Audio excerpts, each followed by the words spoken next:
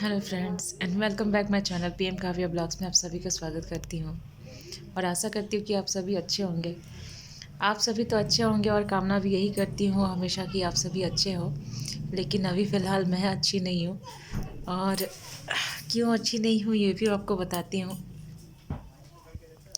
थोड़ी देर पहले करीबन 1.5 घंटे पहले 11 बजे मेरी बेटी दीदी की बेटी की छुट्टी होती है। तो मैंने सोचा चलो घर पे कोई नहीं है तो मैं जाकर उसको लेकर आऊँ। और मैं जा ही रही थी कि अचानक से मेरी एक्सीडेंट हो गई। और चोटें तो काफ़ी नहीं बोल सकती हूँ। यहाँ खरोच हुआ था और पैर में भी चोट लगी है। जो हमारे मतलब एक पहचान के थे, उन्होंने यहाँ आकर के घाव को अच्छी तरीके से धो कर के दवाई तो लगा दी थी, मगर ये जो है ये काफ़ी गहरी चोट है लगता है, जिसकी वजह से ये फिर से ब्लीडिंग हो रही है थोड़ी थोड़ी। अभी देख ही सकते हो। और ऐसा कहा जा सकता है कि थोड़ी गलती मेरी थी और कुछ हद तक गलती उसकी भी थी, क्योंकि जैसे मैं अपनी बेटी को भी साथ में लेकर गई थी तो मैं जा रही थी और मैंने इंडिकेटर भी दिखाया हुआ था, मगर उसने अचानक से आकर के एकदम सीधाई पे ही ठोक दिया, जिसकी वजह से मैं अनबैलेंस हो गई और अनबैलेंस होने के बाद फिर मैं गिर पड़ी। और मुझे चोटें भी नहीं लगती, मेरे पैर में भी चोट नहीं लगती, लेकिन स्कूटी मेरे ऊपर दब गई, इसके वजह से काफ़ी चोट लगा पैर में। और ये हाथ का जो खरोच है बस इतना सा ही खरोच होता। और चोट लगने के बाद बहुत अजीब सा लग रहा था, बॉडी पूरी तरह से सुन्न हो चुकी थी, जिसकी वजह से मैं कुछ बोलने के लायक नहीं थी। और एन वक्त पे जो वहाँ पर थे, जो मेरे ही हम लोगों के जान पहचान के थे, उन्होंने घर पे कॉल कर दिया और उस वक्त मेरे पास फ़ोन भी नहीं था कि मैं घर पे कॉल कर सकूं।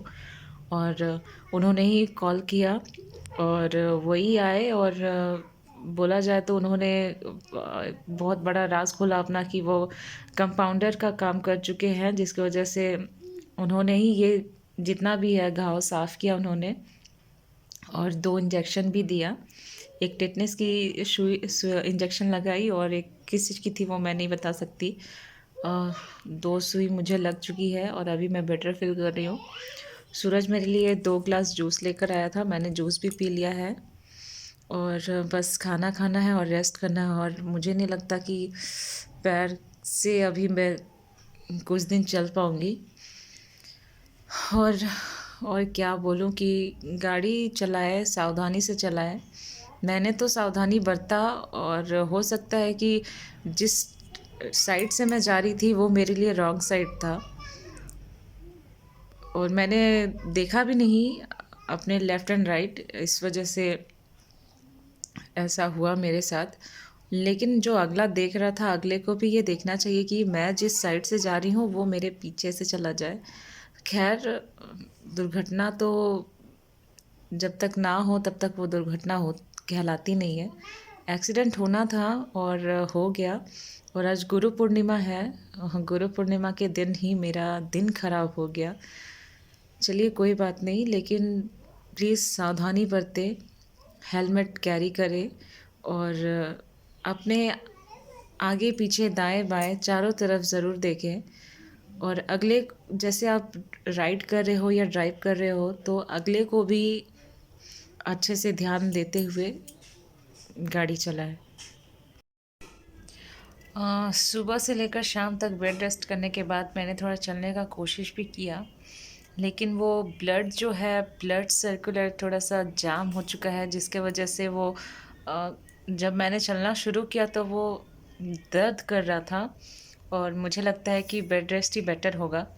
लेकिन अब मुझे थोड़ी सी तकलीफ़ हो गई कि मैं अपना जो पर्सनल काम है वो कैसे कर पाऊँगी, जैसे नहाना या फिर वॉशरूम। तो 1-2 दिन के बाद ही हो पाएगा, मुझे पेन किलर खाना पड़ेगा। और प्लीज़ बहुत सावधानी बरतें। और जो मैं एक साइड को लेकर नहीं बोल रही हूँ, जो दोनों तरफ चला रहे हैं गाड़ियाँ, वो दोनों ही एक दूसरे का ख्याल रखते हुए अच्छे से स्लो मोशन में चले। और ख़ासकर उस जगह पे जहाँ कहीं हॉस्पिटल हो या फिर स्कूल हो या फिर मार्केट में भी आप अच्छे से स्लोली ही चलाएं। ज़्यादा हड़बड़ी करके कोई फ़ायदा नहीं। तो प्लीज़ अपना और अपने साथ साथ अगले का भी ख्याल करें और अच्छे से गाड़ी चलाएं।